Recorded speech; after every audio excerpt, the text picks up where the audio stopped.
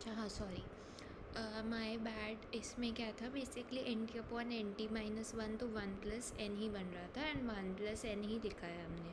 और N T minus one upon N T minus one हो जाएगा, तो वो उधर कुछ नहीं लिखा। N T upon N T minus one again one plus N हो जाएगा, तो वन प्लस एन लिखा हुआ है। और N T minus one upon N T minus one हो जाएगा, राइट। तो इसमें कुछ नहीं किया है। एंड अगर हम वापस चलें अपनी पीपीटी पे, तो एक सेकेंड, दिस बेसिकली मीन्स कि हमने क्या किया हुआ है, एक वेटेड यहाँ पर लिखा हुआ है कि जो पर कैपिटा कंजम्पशन है वो वेटेड एवरेज है कंजम्पशन ऑफ करंट यंग का और कंजम्पशन ऑफ करंट ओल्ड का। सी बात यह है कि हमने एवरेज लिया है, ठीक है, जवान लोगों की कंजम्पशन का और बूढ़े लोगों की कंजम्पशन का। साथ के साथ बात यह है कि ये जो हमारा निकला है ना, ये वेटेड एवरेज है। वेटेड एवरेज क्यों है? क्योंकि एक तो देखो, ये क्या है बेसिकली, आप C1T का एवरेज ले रहे हो और C2T का एवरेज ले रहे हो। C1T को आपने वेट असाइन किया हुआ है वन प्लस एन जितना, C2T को आपने वेट असाइन किया हुआ है अदृश्य जो दिख नहीं रहा है बेसिकली वन जितना, राइट। और नीचे है टोटल वेट्स। जैसे अगर मैं तुम्हें बताऊँ तो नॉर्मली भी जब हम वेटेड एवरेज निकालते हैं तो ऐसा ही होता है ना, कुछ ऐसा सा होता है, ये एक पहली चीज़ के वेट है, ये दूसरी चीज़ का वेट है। And we can also see कि ये जो 2 + 3 है ये इक्वल टू 5 हो रहा है, जो कि नीचे का डिनोमिनेटर है। Denominator is basically total weights, right. तो अगर हम इसमें 5 को ऐसे अलग अलग लिखने की बजाय इस पूरे के नीचे कॉमन में 5 लिख दे, डिनोमिनेटर में 5 लिख दे, अलग अलग से लिखने की बजाय, सेम ही बात होगी, राइट। तो हमने इधर वही किया है बस। एक सेकेंड, इधर अभी हम नहीं आया, ठीक है। तो वही किया है यहाँ पर, ठीक है। बेसिकली हर एक जवान सॉरी हर एक बूढ़े इंसान पर 1 + n जितने जवान इंसान हैं, ठीक है। क्योंकि अगर 100 बूढ़े इंसान हैं तो 100 × 1 + n जवान इंसान है, राइट। तो हर एक बूढ़े इंसान पर 1 + n जितने जवान इंसान हैं। तो बेसिकली आपने, अब जवान लोग ज़्यादा है तो उनकी कंजम्पशन को भी ज़्यादा वेटेज मिलना चाहिए, राइट। क्योंकि जवान लोग 1 + n जितने हैं तो उनकी कंजम्पशन को 1 + n जितना वेट दिया है, और बूढ़े लोग 1 जितने हैं। दिस इज़ जस्ट क्या कहते हैं, नॉर्मलाइजेशन किया हुआ है। 1 + n जितने ऑफकोर्स नहीं है, होंगे 100 × 1 + n जितने टाइप्स। बट अगर तुम 100 कॉमन ले लो, यहाँ पर भी अगर सी बेसिकली अगर 100 लोग हैं, है ना, जो बूढ़े हैं, तो 100 × C2T होगा। और अगर 100 × 1 + n लोग हैं जो जवान हैं, तो 100 × 1 + n × C1T होगा, ठीक है। अब इसमें से 100 कॉमन ले सकते हैं पूरे में से। सिमिलरली 100 बूढ़े लोग हैं, 100 × 1 + n जवान लोग होंगे उस केस में। डिनोमिनेटर से भी 100 कॉमन आ गया, तो 100 कट जाएगा। इसीलिए ये बेसिकली सिंप्लीफाई होके 1 + n के फॉर्म में आ रहा है। कुल मिला के बात यह है कि क्योंकि हर 1 बूढ़े पर्सन पर 1 + n जितने जवान पर्सनस हैं, तो इसलिए जवान वालों के कंजम्पशन को आप 1 + n जितना वेटेज दोगे, बूढ़े वाले के कंजम्पशन को आप 1 जितना वेटेज दोगे, ठीक है। और जो टोटल है वेट्स का वो है 1 + 1 + n। क्यों? क्योंकि 1 + n बूढ़ों का वेटेज है और 1 जो है वो यंग वालों का वेटेज है, ठीक है। तो टोटल वेट्स ही हो गए, ठीक है। अब ये तो मिल गया हमें कि किसको मैक्सिमाइज़ करना है, इसको मैक्सिमाइज़ करना है। अब करना विद रिस्पेक्ट टू के है, तो पहले तो हमें इसको के का फंक्शन बनाना पड़ेगा। उससे भी पहले एक बात ध्यान में रखने वाली ये है कि करना विद रिस्पेक्ट टू के नहीं है, बल्कि with respect to K star है, राइट। तो पहले तो के स्टार निकालने की ये क्या भला है, स्टेडी स्टेट भी तो निकालना पड़ेगा ना। अब हो सकता है दिमाग में ये कन्फ्यूजन आए कि भाई अभी तो हमने बोला कि स्टेडी स्टेट हो सकता है, नहीं हो सकता है, कुछ भी हो सकता है यहाँ पे OLG में। अब हम बोल रहे हैं कि स्टेडी स्टेट निकालो, तो इतना सोचने की ज़रूरत नहीं है। बेसिकली बात यह है कि depending on the functional form steady state हो भी सकता है, नहीं भी हो सकता है, ठीक है। अभी हम वो वाला केस ही लेके चल रहे हैं जिसमें स्टेडी स्टेट है, ओके, ताकि हम क्या कहते हैं अपना गोल्डन रूल का लेवल निकाल सके, ठीक है। तो अब हम क्या करेंगे बेसिकली, अगर हम KT+1 की जगह पर K* लिख दें, ठीक है। बेसिकली क्या है, हमें पता है कि स्टेडी स्टेट क्या होता है, जब KT और KT+1 बराबर हो, है ना। तो अगर हम बोलें कि KT और KT+1 दोनों K* के बराबर हों स्टेडी स्टेट पे, तो कोई दिक्कत है? कोई दिक्कत नहीं है, राइट। किसी K* वैल्यू के बराबर है, तो हमने कहा कि KT+1 = K* हो जाएगा स्टेडी स्टेट में, KT भी = K* हो जाएगा स्टेडी स्टेट में, KT+1 भी = K* हो जाएगा स्टेडी स्टेट में। ये हमने बोल दिया, ठीक है। हम बेसिकली अभी क्या करने की कोशिश कर रहे हैं, आई नो ये थोड़ा वियर्ड लगेगा कि अभी हम क्या करने की कोशिश कर रहे हैं एग्जैक्टली। हम बेसिकली एक तो S को as a function of K* बना रहे हैं। वो क्यों बना रहे हैं वो आगे समझ में आ जाएगा, ठीक है। मतलब अभी हम करेंगे तो हमें समझ में आएगा कि S को क्यों हमें K* का फंक्शन बनाना पड़ेगा, ठीक है। और कैसे बनाया है वो आई होप समझ में आ गया होगा। हमने वही अपनी इक्वेशन लिखी, इसी इक्वेशन से हम काम कर रहे थे शुरू से, राइट। तो यही हमने लिखी, यही वही इक्वेशन है जिससे हम पहले से काम कर रहे हैं। इसमें बस K* डाल दिया है, और क्योंकि K* = S* अपॉन 1+n है, तो S* = 1+n × K* हो जाएगा, राइट। तो इतना तो सॉर्ट आउट हो गया है, ठीक है। अब आगे की क्या बात है कि अभी हम S* की ये वैल्यू निकाल क्यों रहे हैं ये अभी क्लियर हो जाएगा 5 से 6 मिनट में। मेन बात ये है कि हमने C तो निकाल लिया जिसको मैक्सिमाइज़ करना है, लेकिन हमें मैक्सिमाइज़ इस चीज़ को करना है, लेकिन इसको करना है विद रिस्पेक्ट टू K*, है ना, क्योंकि हम पता करना चाहते हैं कि कौन से K* पर ये C मैक्सिमाइज़ होगा। पर इसमें तो K* कहीं दिख ही नहीं रहा, तो मैं कैसे इसको K* के रिस्पेक्ट में डिफ्रेंशिएट कर दूँ। इसलिए अभी हम कोशिश करेंगे कि हम इस पूरे को K* का फंक्शन बनाएं, और वो करना बहुत सिंपल है। 1+n तो K* का फंक्शन नहीं बन सकता ना, वो तो नंबर ही है। C1t और C2t बन सकता है बस, और वो तो हमने पहले से बना ही रखे हैं। हमने पहले ही बोल दिया था कि C1 क्या होता है, WK - S। क्योंकि हम स्टेडी स्टेट की बात कर रहे हैं इसलिए सब जगह स्टार लगा दो, ठीक है। सब जगह स्टार लगा दिया।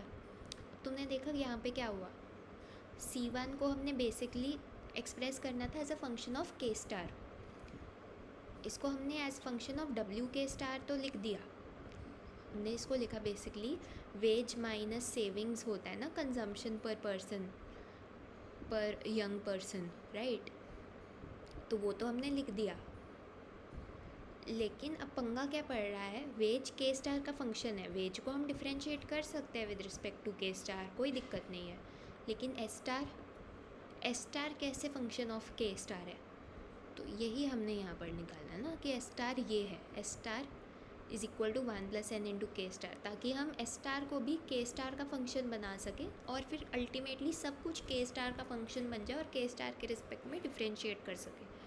C2* किसके बराबर था, 1+RK* - डेल्टा × S*, कि सेकेंड पीरियड में लोग कितना कंज्यूम करते हैं, अपनी सेविंग्स मल्टीप्लाइड बाय उस पर जितना भी रिटर्न आ रहा है, रिटर्न पूरा इतना आ रहा है, ठीक है।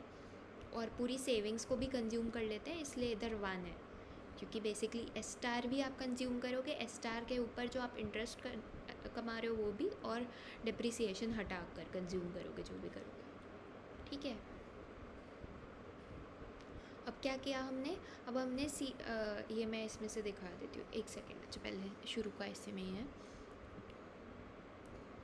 C1* की जगह पर WK* - S* डाला, C2* की जगह पर ये डाला जो अभी हमने वैल्यूज़ देखी, राइट। अब आगे इसमें कुछ स्टेप्स इसने स्किप किए हुए हैं, तो वो स्टेप्स मैंने इतने इधर किए हुए हैं। क्या है बेसिकली 1+n × WK* - S*, ये अभी तक वही है जो हमने अभी स्लाइड में देखा है, राइट। अब इसको सिंप्लीफाई कर लेते हैं थोड़ा सा, है ना। तो सिंप्लीफाई कैसे करेंगे कि बेसिकली हमने देखा कि एस स्टार जो है वो दोनों जगहों पर आ रहा है, दोनों जगहों पर एज इन इधर भी आ रहा है और आगे भी आ रहा है एस स्टार। तो थोड़ा एस स्टार को कॉमन लिया जाए, ठीक है। उसके लिए हमने क्या किया, यहाँ से इसको लिख दिया 1 + n इंटू एस स्टार, यहाँ पर इसको लिख दिया S star into 1 + RK star minus delta, ठीक है। अब अगर आप इसमें से एस स्टार कॉमन ले लोगे तो आपके पास आ जाएगा 1 + RK star minus delta minus का 1 + n। तो एक प्लस का 1 है, एक माइनस का 1 है, मतलब जब तुम एस स्टार को कॉमन ले लेना बस, और एस स्टार के साथ जो जो भी मल्टीप्लाई में आ रहा है उसको थोड़ा सा एक ही ब्रैकेट में लेके सिंप्लीफाई कर दोगे तो तुम्हारे पास ये आ जाएगा RK star minus delta minus n into S star, ठीक है। इसमें कुछ ज़्यादा नहीं है। आगे क्या किया हुआ है, एस स्टार की वैल्यू डाली हुई है। अभी हमने कहा कि S star is equal to 1 + n into K star, वो वैल्यू डाल दी ताकि हम सबको के स्टार के टर्म्स में कन्वर्ट कर सकें, ठीक है। अब आगे थोड़ा और सिंप्लीफिकेशन किया हुआ है बेसिक सा। तो उसके लिए क्या किया हुआ है, 1 + n जो है वो कॉमन लिया हुआ है, क्योंकि यहाँ पर भी 1 + n है, यहाँ पर भी 1 + n आ रहा था, 1 + n कॉमन लिया हुआ है। आगे क्या हुआ, फिर ये बन गया WK star + RK star minus delta + NK star upon 1 plus जो भी है, ठीक है। अब आगे क्या करना है, अगेन अब हमें इसको जो है पूरी चीज़ को के स्टार के रिस्पेक्ट में डिफ्रेंशिएट करना है। बट वो करने से पहले हमने थोड़ा और हल्का फुल्का सिंप्लीफाई किया। क्या सिंप्लीफाई किया, हमें दिखा कि यहाँ पर है WK star + RK star into K star. ये एक अनोखी चीज़ होती है, मैं तुम्हें बताती हूँ क्या होती है ये। हमें पता है y is equal to WN + RK होता है कैपिटल की जब हम बात करते हैं तो, है ना। Capital Y is equal to wage income plus capital income. अगर हम दोनों साइड n से डिवाइड कर दें तो हमारे पास क्या आएगा, y is equal to W + RK star, ठीक है। तो देखो यहाँ पर हमने n से डिवाइड क्यों किया, n से इसलिए डिवाइड किया, ये हमने निकाला आउटपुट पर वर्कर। आउटपुट पर वर्कर क्यों निकाला, क्योंकि आउटपुट तो वर्कर ही बना रहा है ना बेसिकली, तो इसलिए आउटपुट पर वर्कर निकाला। और जो छोटा k है वो बेसिकली है कैपिटल पर वर्कर, जैसे कि हमने बात की थी शुरू में, ठीक है। तो ऊपर देखो, ऊपर क्या था, W + R into K star था। हमें पता चला कि W + R into K star तो y के बराबर होता है, और y को ही हम FK स्टार भी बोल देते हैं। तो इसी को यूज़ करते हुए हमने इसकी जगह पर FK स्टार डाल दिया, तो ये पूरी चीज़ आ गई हमारे पास, ठीक है। बाकी का सब एज इट इज़ ही है। तो अगर हम वापस स्लाइड पे चले तो what we will see is, ये पूरा आ गया हमारे पास अल्टीमेटली, ठीक है। और अगर हम इसको डिफ्रेंशिएट करें with respect to K star तो हमारे पास आएगा क्या, F' star is equal to n + delta, ठीक है। ये आएगा हमारे पास, राइट। तो और हमने देखा क्या, यही तो हमारा गोल्डन रूल लेवल हर केस में था। हमारा जो सोलो का हो गया, हमारा RCK का हो गया, सबका गोल्डन रूल लेवल यही आया था। तो वही रिज़ल्ट लाने के लिए इन्होंने हमसे इतनी मेहनत करवाई। खैर, अब एक और ऑल्टरनेटिव डेफिनेशन दी है गोल्डन रूल की, कि बेसिकली गोल्डन रूल क्या है, जो बेसिकली कंजम्पशन मैक्सिमाइज़ कर रहा है, या फिर ऐसे कह लो कि यूटिलिटी मैक्सिमाइज़ कर रहा है। हमें पता है यूटिलिटी तब बढ़ती है जब कंजम्पशन बढ़ती है। तो तुम कान को इस तरफ से पकड़ो या उस तरफ से पकड़ो, मुद्दे की बात यह है कि अगर तुम्हें यूटिलिटी भी मैक्सिमाइज़ करनी है तो तुम्हें कंजम्पशन ही मैक्सिमाइज़ करनी होगी, राइट। तो कुल मिला के बात वही है कि इससे भी जो गोल्डन रूल लेवल निकलेगा, तुम यूटिलिटी मैक्सिमाइज़ कर लो बंदों की या तुम कंजम्पशन मैक्सिमाइज़ कर लो, दोनों से गोल्डन रूल लेवल सेम ही निकलेगा। इन्होंने एक दूसरी अप्रोच दिखाया है यूटिलिटी मैक्सिमाइज़ करने वाली। लॉजिक मैंने तुम्हें बताया कि क्योंकि यूटिलिटी खुद में ही कंजम्पशन का फंक्शन है और एक इंक्रीजिंग फंक्शन है, तो जितना कंजम्पशन बढ़ेगा उतना यूटिलिटी बढ़ेगी। तुम कंजम्पशन मैक्सिमाइज़ करो, यूटिलिटी मैक्सिमाइज़ हो जाएगी, है ना। तो बट वही चीज़ इन्होंने कॉम्प्लेक्स मैथ्स के थ्रू कराई है, तो कॉम्प्लेक्स नहीं है वैसे, ठीक है। इकोनॉमी जब स्टेडी स्टेट पे होगी तो दोनों W और R कांस्टेंट हो जाएंगी। क्यों? क्योंकि ये हमें पता है W जो था वो K का फंक्शन था और R जो है वो KT+1 का फंक्शन था, राइट। अगर हम जाएं थोड़ा सा अपनी टाइम मशीन लेके पुरानी स्लाइड्स में, तो W था फंक्शन, ये देखो W था फंक्शन KT का, RT+1 था फंक्शन KT+1 का। अब क्योंकि KT भी कांस्टेंट हो गया, स्टेडी स्टेट किसको बोलते हैं भाई, जब KT कांस्टेंट हो जाए, राइट, फिक्स हो गया है, KT+1 भी फिक्स हो गया। तो जब अंदर की चीज़ें फिक्स हो गई हैं तो बाहर की चीज़ें भी फिक्स हो ही जाती हैं, राइट। क्या मतलब महान फिलोसॉफिकल बात कहती है। तो इन्होंने क्या कहा है कि जब स्टेडी स्टेट में हम पहुंचेंगे तो W और R दोनों कांस्टेंट हो जाएंगे। अब जब W और R कांस्टेंट हो जाएंगे तो ध्यान देने की बात ये है कि सी नॉर्मली हमने क्या बात की थी कि जवान लोगों की और बूढ़े लोगों की कंजम्पशन अलग अलग है। अलग अलग क्यों है? सी तुम खुद ही सोचो, जवान लोगों की और बूढ़े लोगों की कंजम्पशन, दोनों की कंजम्पशन ही अल्टीमेटली जो है डिपेंड W और R पे ही कर रही है, राइट। W और R पे ही कर रही है। इट्स जस्ट द फैक्ट कि जवान लोगों की कंजम्पशन जो है वो अपने टाइम के वेजेस पर डिपेंड कर रही होगी, बूढ़े लोगों की कंजम्पशन अपने टाइम के वेजेस पर डिपेंड कर रही होगी, है ना। सी अगर तुम जो है लेट्स से कि जैसे कि हमारे पेरेंट्स हैं, वो जब जवान थे तो मतलब आज से कुछ ले लो 20-30 साल पहले, ऐसा जो भी कह लो, तो उस टाइम पर उनके जो वेजेस रहे होंगे उनकी कंजम्पशन भी उसके हिसाब से रही होगी, राइट, क्योंकि उनकी सेविंग्स वगैरह सब उसके हिसाब से ही हो पाई। अब उस वक्त अगर तनख्वाहें ही हज़ारों में होती थी, लाखों में कम होती थी, तो उनकी सेविंग्स वगैरह भी उसके हिसाब से ही होगी। लेकिन हमारे केस में अलग होगा क्योंकि हमारे वेजेस अलग हैं, हमारे टाइम का आर जो है वो अलग है। एंड ये हमने पहले भी देखा ना कि बेसिकली क्या होता है। एक सेकेंड, वापस टाइम मशीन,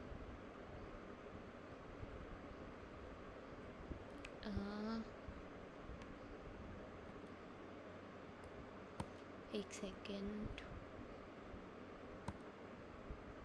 हाँ जी। तो बेसिकली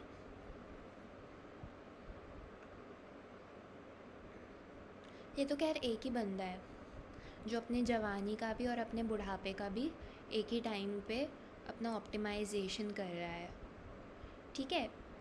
इधर ना उतना ज़्यादा क्लियरली ये बात लिखी नहीं हुई है, बट देखो एक बात बहुत साफ है, जो जवान लोग हैं जो बूढ़े लोग हैं दोनों की कंजम्पशन जो है W और R पे ही डिपेंड करती है, कोई तीसरी चीज़ नहीं है जिस पे डिपेंड करती है। बट तब भी अलग अलग क्यों है दोनों की कंजम्पशन? क्योंकि बूढ़े लोगों के टाइम पे वेजेस अलग थे, इंटरेस्ट रेट अलग था, जवान लोगों के टाइम पे अलग है दोनों चीज़ें, है ना। तो फ़र्क इसमें नहीं है कि ब्रैकेट में W और R ही आ रहा है, फ़र्क बस इस चीज़ में है कि जो बूढ़े लोग हैं उनके लिए WT-1 वाला शायद रेलिवेंट हो, उनके लिए R जो है वो T पीरियड का रेलिवेंट हो, जवान लोगों के लिए W जो है T पीरियड का रेलिवेंट होगा, R जो है वो T+1 पीरियड का रेलिवेंट होगा, यानी कि एक एक पीरियड आगे की चीज़ें रेलिवेंट होंगी, राइट। तो यही बेसिकली कुल मिला के सारी बात है।